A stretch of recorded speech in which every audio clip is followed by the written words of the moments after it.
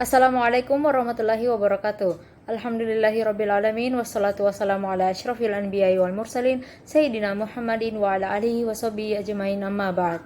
Baiklah, langsung saja kami dari kelompok 8 yang beranggotakan Zainuddin sebagai pemateri pertama dengan NIM 303001170096, kemudian Rindiani sebagai pemateri kedua dengan NIM 3030120037, kemudian Wulandari sebagai pemateri ketiga dengan NIM 303001200066, kemudian saya sendiri Zahrina Nurul Fajrin sebagai moderator dan pemateri keempat dengan NIM 303001200039. Kami akan mempresentasikan tentang overview proposal bisnis. Baiklah, pembacaan materi pertama akan dibawakan oleh Saudara Zainuddin.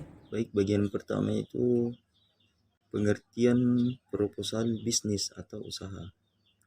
Proposal berasal dari bahasa Inggris, yaitu to propose, yang artinya mengajukan. Secara bahasa, proposal dapat diartikan sebagai bentuk pengajuan atau permohonan. Pengajuan itu bisa berupa ide, gagasan, pemikiran, atau sebuah rencana kerja yang ditunjukkan kepada pihak lain untuk mendapatkan dukungan, baik itu yang sifatnya izin, persetujuan, dana, dan lain-lain. Proposal usaha adalah dokumen tertulis yang disisipkan oleh wirausahaan yang menggambarkan semua unsur relevan, baik internal maupun eksternal, mengenai usaha atau proyek baru, atau dapat dikatakan bahwa proposal usaha merupakan dokumen tertulis yang berisi mengenai usaha baru yang sedang direncanakan. Bagian kedua yaitu adalah tujuan proposal bisnis. Proposal usaha dibuat dengan tujuan utama untuk memperoleh dana investasi yang dibutuhkan dalam rangka membiayai pelaksanaan usaha yang direncanakan. Pembacaan materi berikutnya akan dibawakan oleh Saudari Rindiani. Selanjutnya yaitu manfaat proposal bisnis. Proposal secara bisnis dapat membantu wirausahawan untuk dapat berpikir kritis dan objektif atas bidang usaha yang akan dimasuki atau digelutinya. Persaingan faktor ekonomi dan analisis finansial yang masuk dalam subjek proposal usaha dapat mendekati asumsi-asumsi secara cermat mengenai seberapa besar tingkat keberhasilan usaha, sehingga semakin jelasnya sumber-sumber keuangan yang diterima maupun yang akan dikeluarkan. Selanjutnya itu jenis proposal usaha ada 3. Yang pertama proposal usaha dagang, yang kedua proposal usaha jasa, yang ketiga proposal usaha industri. Pembacaan materi berikutnya akan dibawakan oleh Saudari Wulandari. Pembahasan yang selanjutnya yaitu mengenai aspek-aspek dalam proposal bisnis. Yang pertama, menetapkan jenis usaha yang diinginkan. Yang kedua, menetapkan aspek produk yang akan dibuat. Yang ketiga, menetapkan aspek pemasaran produk. Yang keempat, menetapkan aspek teknis penyaluran produk. Yang kelima, menetapkan aspek organisasi dan manajemen.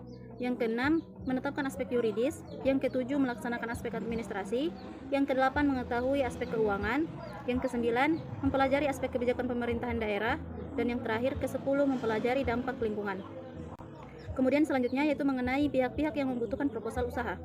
Yang pertama yaitu pengusaha. Bagi pengusaha, proposal usaha merupakan dokumen tertulis lengkap dan rinci tentang perencanaan usaha yang akan dilakukan dan digunakan sebagai alat untuk mengevaluasi pelaksanaan dari usaha yang direncanakan. Kemudian yang kedua yaitu investor. Bagi investor, proposal usaha merupakan gambaran tentang prospek usaha dan kemungkinan-kemungkinan keuntungan yang dapat diperoleh. Yang ketiga, perbankan atau lembaga keuangan. Melalui proposal usaha, pihak perbankan dapat menilai mengenai prospek kesinambungan serta kemampuan usaha yang direncanakan dalam membayar semua kewajiban finansialnya. Yang keempat, yaitu pemerintah. Melalui proposal usaha, pemerintah dapat menilai mengenai sumbangan usaha yang akan dilaksanakan terhadap kegiatan ekonomi maupun dampak sosial yang ditimbulkan bagi masyarakat secara keseluruhan. Bacaan materi berikutnya akan dibawakan oleh saya sendiri, yaitu tentang hal yang perlu diperhatikan dalam menyusun proposal usaha. Yang pertama, tujuan yang ingin dicapai harus realistis, yaitu spesifik dan dapat diukur. Yang kedua, fleksibel, yaitu memberi kemungkinan perubahan dengan mengubah tujuan pokok dan memungkinkan adanya alternatif strategi yang dapat diformulasikan. Yang ketiga, komitmen, yaitu mendapat dukungan berbagai pihak seperti karyawan, mitra bisnis, dan lain-lain yang terkait. Format bisnis plan yang pertama ada cover depan. Cover depan terdiri dari A. Gambar dan desain menarik. B. Logo atau lambang usaha. C. Informatif, yaitu nama, alamat, kontak nomor. Yang kedua, pendahuluan. Pendahuluan terdiri dari sejarah berdirinya usaha, kemudian visi dan misi usaha. Yang ketiga, aspek pemasaran gambaran umum pasar atau STP. Yang keempat, aspek organisasi dan manajemen. Yang kelima, aspek produksi. Dan yang terakhir, aspek keuangan. Untuk format bisnis plan yang lebih jelas, berikut kami tampilkan isi dan sistematika proposal usaha yang lebih rinci. Demikianlah pemaparan kami tentang materi overview proposal bisnis. Atas perhatiannya kami ucapkan banyak terima kasih. Kurang dan lebihnya mohon dimaafkan. Wassalamualaikum warahmatullahi wabarakatuh.